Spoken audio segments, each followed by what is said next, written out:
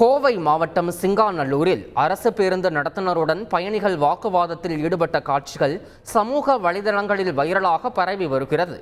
திருச்சி செல்லும் பேருந்தில் கரூர் செல்லும் பயணிகள் முதலில் ஏற வேண்டாம் என்றும், திருச்சி செல்லும் பயணிகளைத்தான் முதலில் ஏற்றுவோம் என்றும் அரசு பேருந்து நடத்துனர் கூறியதாக தெரிகிறது.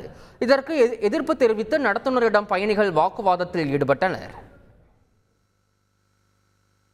அண்ணா, நாங்க கரூர் தானே போறோம்.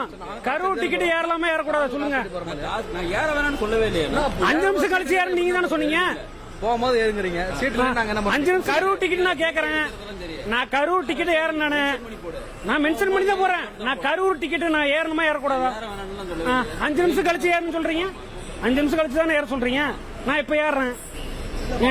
கரூர் டிக்கெட் தான் ஏறாம நீங்க வாக்குவாதம் திருச்சி டிக்கெட் முடிஞ்சா திருச்சி மட்டும் ஸ்ட்ரைட்டா போட்டு போக வேண்டியதான். நீங்க கரூர் டிக்கெட் ஏன் ஏறக்கூடாது? 5 நிமிஷம் கழிச்சு ஏறுங்கிறீங்க. சீட் இல்லாம எப்படி உட்கார முடியும்? அது உங்க பிரச்சனை இல்ல. அப்ப நான் ஏறுவோம். செய்திகளை உடனுக்குடன் தெரிந்து கொள்ள உடனே சப்ஸ்கிரைப் பண்ணுங்க.